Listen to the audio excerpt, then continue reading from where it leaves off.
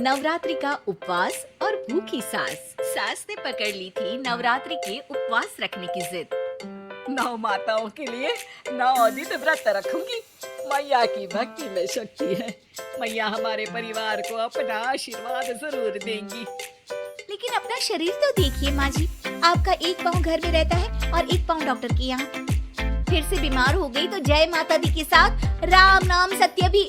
अरे राम राम राम, कैसी बातें कर रही हो बहू। राम नाम सत्य हो मेरे दुश्मनों का। मुझे व्रत रखने से मत रोको बहू, वरना देवी माँ नाराज हो जाएंगी। नहीं, तुम्हारी सासु माँ नाराज हो जाएंगी। अरे पर माँ, भूखे क्यों रहना है? देवी माँ थोड़ी ना चाहती होंगी कि उनके भक्त भूखे रहें। और आपकी तो सारी मनोकामना पूरी हो चुकी है ना माँ। लालच है बेटा, लालच बुढ़ापे में भी खत्म नहीं होती। अरे तुम चुप करो जी, तुम्हारी भी उम्र है भक्ति भाव करने की। ज्यादा बड़बड़ की ना तो तुमसे भी उपवास रखवा लूंगी। हाँ, अरे रौद्र रूप की उदाहरण कर रही हो मेरी माँ। रख लो व्रत। ठीक है माँ, बस अपनी हेल्थ का ध्यान रखना। अरे उसकी चिंता तुम मत करो बेटा। मैंने टीवी पे देख लिया है कि व्रत में क्या क्या खाने से शरीर में कमजोरी नहीं होती। अच्छा ही है, वरना ऐसा ना हो कि 9 दिन के बाद तुम मैया के द्वार की जगह सीधा हरिद्वार। अरे तुम मुझे हरिद्वार क्यों भेजना चाहते हो? क्योंकि अब तुम्हें मायके तो भेजने से रहा। बाबूजी, क्यों माँ को परेशान करते रहते हो? अच्छा माँ, ये बता दो कि आपको व्रत में खाने के लिए क्या क्या चाहिए होगा? सास के सामने सब हार जाते हैं। माँ के कहे सामान को बेटा लेकर आता है। नवरात्रि का पहला दिन है। नाश्ता कर लो, स्वस्थ रहो, मस्त रहो। मेरा व्रत से ध्यान भंग मत करो। अच्छा ठीक है, ठीक है। भूख लगेगी तो मेरी तरफ मत देखना। आई बड़ी। तुम कोई खाना हो जो तुमको देखूंगी। आए बड़े। माँ जी, ये लीजिए आपका फरियाली मिक्सचर। इससे व्रत नहीं टूटेगा। अरे इतना सा? दिन भर भूखी रहने वाली हूँ, थोड़ा तो और ला दे। पर ये सब तो सपोर्ट के लिए होता है ना माँ जी, पेट भर के थोड़ी ना खाना होता है।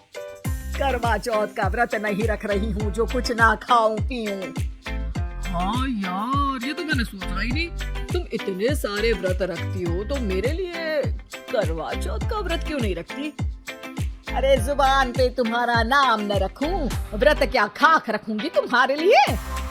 माँ के कहने पर बहू और भी फरियाली ले आती है, जिसे खाकर माँ डकार मारती है। इतनी जोर से डकारोगी तो दुर्गा मैया भी डर जाएंगी। तुमने तो उनके शेर से भी तेज आवाज निकाल दी। अरे शेर के जैसा पंजाबी मारती हूँ मैं, देखना चाहोगे? तुम्हें पता है ना, व्रत रखते समय हिंसा वाली बातों से, विचारों से और बुरी चीजों से दूर रहना चाहिए। सही कहा, बुरी चीजों से दूर रहना चाहिए। इसीलिए तो तुमसे दूर जा रही हूँ, दूसरे कमरे में। सास ने कई सारी ऐसी चीजें खाई जिनसे व्रत ना टूटे। बहू, सब्र का फल मीठा होता है। इसका मतलब ये थोड़ी है कि तू मुझे शाम तक फल नहीं खाने देगी। माँ जी, 1 घंटे पहले ही तो आपने इतना सारा। अरे एक खाता ही बना ले, उसमें लिखा करे कि मैंने कितना खाया, कितना पानी पिया। अरे नहीं नहीं माँ जी, मैं अभी फल लेकर आती हूँ। जोर से बोलो। नहीं माँ जी, मैं फल लेकर आती हूँ। अरे ये नहीं, जोर से बोलो, जय माता दी। सासू माँ एक साथ बहुत सारे फल खा लेती है। माँ जी, इतनी जोर से मैं डर गई। अरे भक्ति की शक्ति की पुकार है। पुकार नहीं, डकार है। हाँ हाँ, ठीक है ठीक है। चिप्स और लेकर आना जरा, उससे भी व्रत नहीं टूटता। माँ जी, आज ही सब खत्म हो जाएगा, नाश्ते का ही टाइम है। अरे ठीक है ना बेटा, मैं अब कुछ खाऊंगी ही नहीं, तुझे इतनी तकलीफ है तो। नहीं नहीं माँ जी, मेरा मतलब था कि उपवास में सिर्फ इतना खाना चाहिए जितना शरीर के लिए सही रहे। स्वाद के लिए खाने से तो अच्छा है कि उपवास ही मत रखो। माता जी की कृपा तो वैसे भी बनी ही रहती है। अरे वाह बहुआ, एक ढोलक और हारमोनियम भी लेकर आना और प्रवचन करने लग जा। श्री श्री 108 बहु ईश्वरी माता। माँ जी, मैं आपके लिए चिप्स लेकर आती हूँ। बहू की सही सलाह को भी सास नजरअंदाज कर देती है। थोड़ी देर में बहू सास को चिप्स लाकर दे देती है। आलू की चिप्स, आहा, मजा आ गया। आलू किसी भी सब्जी में चला जाता है। आलू पनीर, आलू पालक, आलू टमाटर, आलू भिंडी और तो और पराठे में भी चला जाता है। वैसे ही इंसान को भी हर स्थिति में आलू जैसा होना चाहिए। थोड़ी देर में वहाँ ससुर जी आते हैं। क्या चिप्स खा रही हो? अरे नहीं जी, दिख तो चिप्स ही रही है। अरे तो पूछ क्यों रहे हो? अरे गुस्सा क्यों हो रही हो? उपवास में गुस्सा नहीं करना चाहिए। और ऐसा तो है नहीं कि सिर्फ तुम उपवास करती हो, हमने भी तो किया होगा कभी। नहीं जी नहीं, तुम तो कर ही नहीं सकते। उपवास में भी भेजा खाओगे और भेजा खाने से उपवास टूट जाता है। अच्छा थोड़ी सी चिप्स मुझे दे दो, मन ललचा रहा है। नहीं, उपवास के लिए है।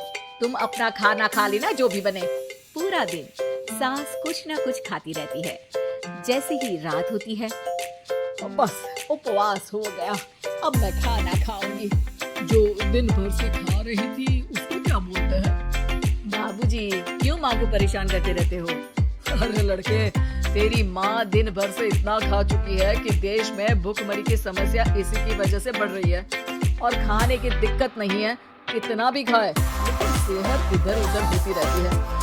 कुछ ऊपर नीचे हो गया तो तेरी माँ खाने के बाद हाथ धोएगी और तू अपनी माँ से हाथ धो बैठेगा। अरे इतू सा तो खाया था, उपवास भी ना तुम क्या? ठीक है, नहीं खा रही बस। अरे बस तुम ही बताओ, ये इतू सा मतलब कितना खाया है इसने? ना जी ना, मैं कुछ नहीं बोलूंगी। खाना दे रहे हो या नहीं, या 9 दिन बिना जल के उपवास रख लूं?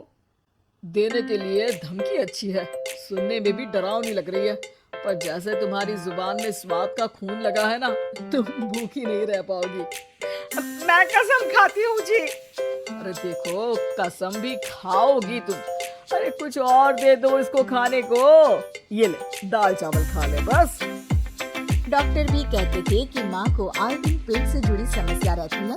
बस इसी के लिए घर वाले पहले उन्हें उपवास नहीं करने दे रहे थे, लेकिन जब उपवास करने दिया तो माँ ने इतना फरियाली खाया कि घर वालों की चिंता की और जैसा कि घर वालों को डर था, डॉक्टर को बुलाना पड़ा।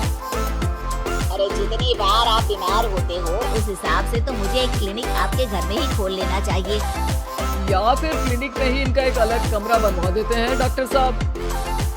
बाबूजी, पिताजी, मेरे जनक, क्यों हमेशा मजाक करते रहते हो? डॉक्टर साहब, माँ का पेट खराब है। क्या खाया था? जो मिला जो दिखा सब कुछ। अरे बस भी करो जी। बस तो तुमको करना था खाते वक्त। देखिए, खाना अच्छी बात है और उपवास भी आदमी को रखते रहना चाहिए, लेकिन तब जब शरीर लायक हो। पहले दिन ही बीमार हो गई तो 8 दिन कैसे होगा? आप व्रत मत रखो और खाने पीने पे ध्यान दो। मैं गोलियां दे रहा हूँ। आप भी कुछ खाने को ही दे रहे हो? हाँ, इससे जल्दी ठीक हो जाएंगी, समझ गई आप? Thank you.